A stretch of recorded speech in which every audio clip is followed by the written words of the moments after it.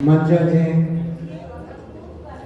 सभी साहित्यिक वर्ग, लेखक और कवि जी, इस समारोह में भाग लेने वाले सभी साथियों, माननीय डॉक्टर जियाराम वर्मा जी, पीके तेली जी और सभी जो महिला बहनें हैं, उनको सबसे पहले हम सत्य जी के चरणों में अपनी तरफ से, आप सबकी तरफ से श्रद्धा सुमन अर्पित करते हैं।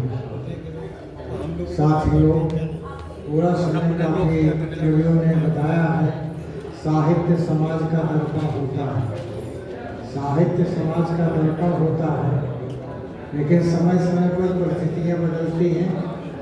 आज सत्य जी को सत्य कहने में भी आज जो है हम लोग जिक्र बना रहे हैं, अगर सत्य बात आप छाप देंगे तो शायद उसका उल्टा अर्थ हो जाएगा, क्योंकि आजकल कोई आदमी सही बात सुनना चाहता ही नहीं। तो इसलिए क्या है कि हमको आपको अपनी परंपरा को जो कवि लेखक या जो कहते हैं, क्योंकि जब पहले जो है शिकारी युग आया, फिर भक्तिकाल युग आया, फिर जो है आप तमाम वीर गाथा काल आया, तो हर समय साहित्य ही देश को गाइड करता है, देश को गाइड करता है।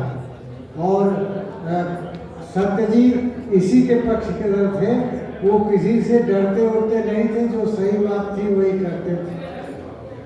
तो मित्रों, सभी साथियों ने बात को अपनी रखा है, और आजकल का जो भारत का संविधान है, भारतीय संविधान की देन है कि आज समता, ममता, करुणा, प्रज्ञा, प्यार का संदेश फैल रहा है। सभी को जो है आगे बढ़ने का मौका मिल रहा है। तो इसलिए क्या है कि जब तक संविधान है तो आजकल महिलाओं को भी प्राथमिकता है, पहले नहीं थी प्राथमिकता, पहले गरीबों को कोई प्राथमिकता ही नहीं थी। तो जो परिवर्तन हो रहा है, साहित्य में परिवर्तन हो रहा है, आपको आर्थिक में, इतिहास में, सारी चीज़ें में, तो ये भारतीय संविधान की देन है कि भारत का संविधान है तो हम इंसानियत में हैं। अगर भारत का संविधान नहीं है तो हम इंसान भी नहीं रह पाएंगे, क्योंकि 26 जनवरी सन 1950 को इस देश के इंसान और इंसानियत बहाल हुई, और उसके पहले हमारी आपकी कोई गिनती नहीं होती थी, महिलाओं की और शेड्यूल ट्राइब की गिनती है, क्योंकि इनको तो ये व्यक्ति नहीं थे, इंसान नहीं थे, वस्तु थे।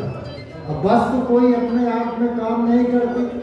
आज महिलाओं को जब मौका मिला तो मुख्यमंत्री, प्रधानमंत्री, चीफ मिनिस्टर सब बनने लगे। शेड्यूल कास्ट को मौका मिला तो चपरासी से चीफ सेक्रेटरी बन गए। तो जब इंसानियत बहाल हुई तब आगे हम लोगों की तरक्की हुई। इसीलिए जो भारत का संविधान है, इसको बचाए रखना, इसकी सुरक्षा में खड़े रहना, कोई भी ताकत अगर इसको डिस्टर्ब करने की कोशिश करती है तो हमें जम करके उसका विरोध करना चाहिए। इन्हीं शब्दों के साथ सत्य जी के चरणों में हम अपनी तरफ से, आप सबकी तरफ से श्रद्धासुमन अर्पित करते हैं। जय हिंद, जय भारत।